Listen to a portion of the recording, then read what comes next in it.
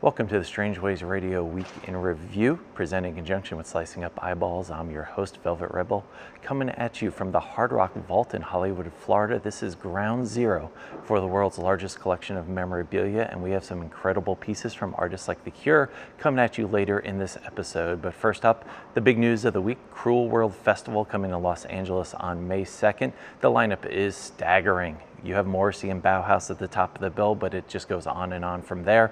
How about Blondie, Devo, Echo and the Bunnymen, Psychedelic Furs, The Church, Mark Almond of Soft Cell, Gary Newman, fans of newer bands like She Wants Revenge and Drab Majesty, they didn't forget about you either.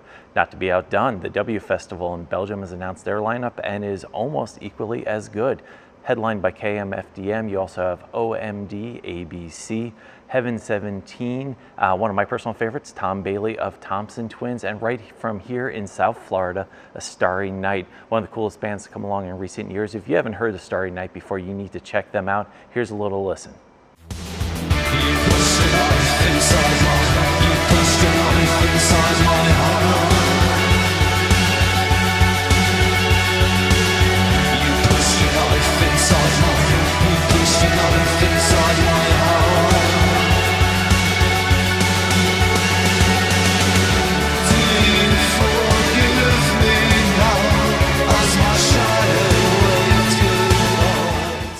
Another band headlining W Fest in Belgium is Front 242. In tour news, they also announced a U.S. tour with 13 dates, which includes headlining the Cold Waves Festival in Chicago. In new music this week, we got the expanded edition of Erasure's Chorus. Are you a fan of the expanded edition CD packs? I was resisting them for a while, but I'm not gonna lie, I've given in.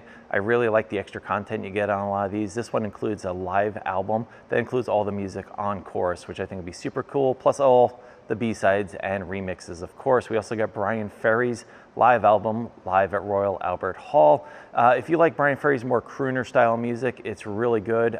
Personally, I was a little taken back by some of the recordings, but the Rolling Stones cover of Sympathy for the Devil actually really worked well, so that's one I dig.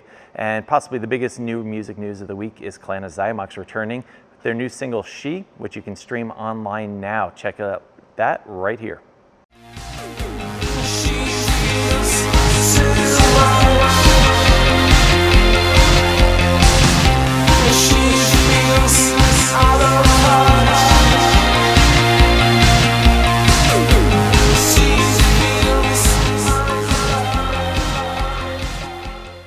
Some exciting news this week for Depeche Mode fans. Live Spirits looks like it's coming out in July. It's going to be a concert documentary of their last tour, shot by, as always, Anton Corbijn.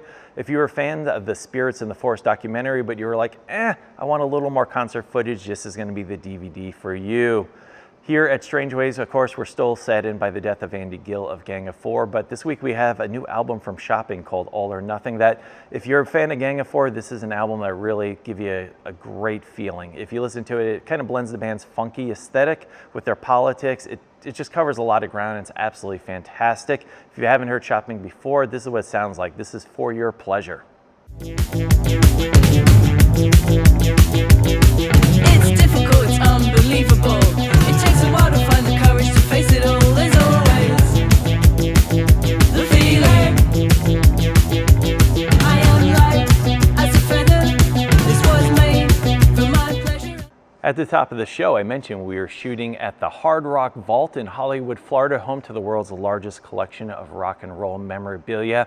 And can you tell I'm getting excited for Cruel World Fest? I got the Devo hat, actually worn by the band on stage in Toronto, and I'm standing next to a Debbie Harry outfit that she signed. It's a Cavern Club t-shirt from Liverpool. One of the holy grails that I got to hold while here is this Cure guitar signed by the entire band in 1992. Check that out. Wearing the gloves so I don't touch Robert Smith's signature because we want to keep this perfect forever. As we went through this amazing collection of memorabilia, one of the most interesting pieces I found was a letter from Morrissey. It is written to someone named John, and it says, "Dear John, incidentally, did you ever discover a picture of the very monotonous James Dean hurling a horseshoe? It must be there somewhere in the bowels of Babylon books. If you happen to come across it, please ship it off to me because I shan't sleep a wink until I am embracing it." Sounds like something Morrissey would write. Thank you again for tuning in to the Strangeways Radio Week in Review, presented in conjunction with Slicing Up Eyeballs. I'm your host, Velvet Rebel. Take care of yourself and those around you. We'll see you next week.